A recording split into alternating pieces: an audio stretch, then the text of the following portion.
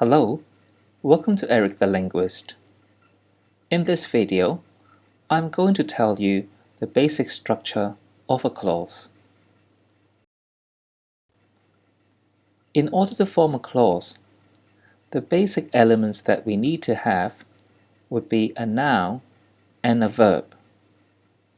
Verb would be considered as the center of a clause, as representing actions. And noun, placed before the main verb, would be called the subject. They are the doer of the verb.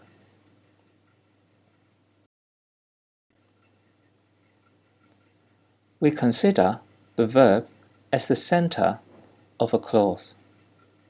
This view is supported by Steven Pinker, a famous linguist.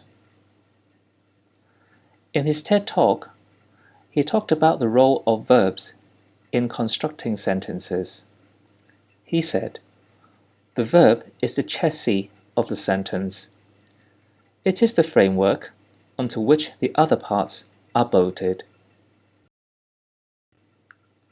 So, if we imagine a clause consisting of three parts, verbs will be in the center of a circle, surrounded by nouns, and an optional element we call circumstances.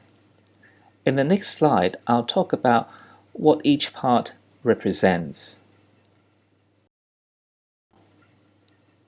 In specific, a verb will be used to describe the actions occurring in a clause, and the nouns surrounding the verbs will tell what roles the subject and object play in the clause. The optional element, circumstances, will be at the outskirt of the circle. They are usually represented by adverbs and prepositional phrases giving context about the clause. Typically, we could ask WH questions in order to extract these circumstantial elements. In the following, I'm going to give you simple examples to illustrate these points. In this example, the girls played. The clause is formed with two elements, the noun as the subject and the verb, the action done by the subject. In this case, we also call this kind of verb an intransitive verb, because this action does not affect any other things. But some verbs can take more than one noun, such as play. Interestingly, it can be either intransitive or transitive, just like this example. The girls played tennis.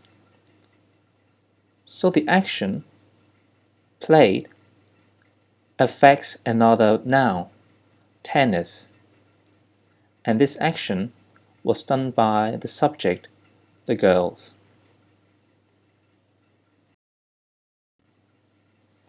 Some verbs can take more than one object.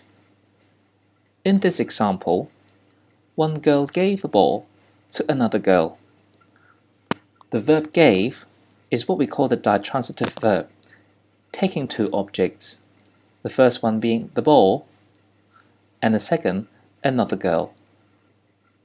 In this case, one girl will be the one who did the action of giving, and the ball was directly affected by the action, which changes its location from one place, which is that one girl, to another, which is another girl.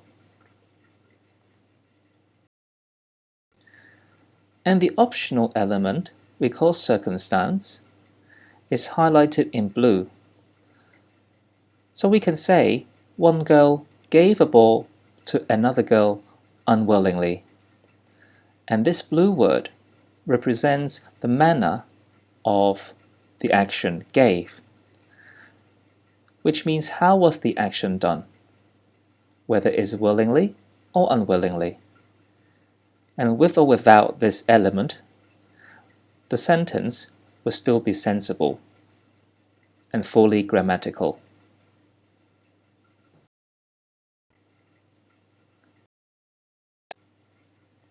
Constructing a complete clause will at least require a subject noun and a main verb.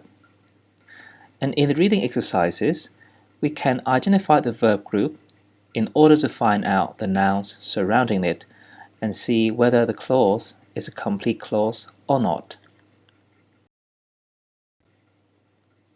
In the coming videos, I'll talk more about the different clause types, including the independent clauses and dependent clauses.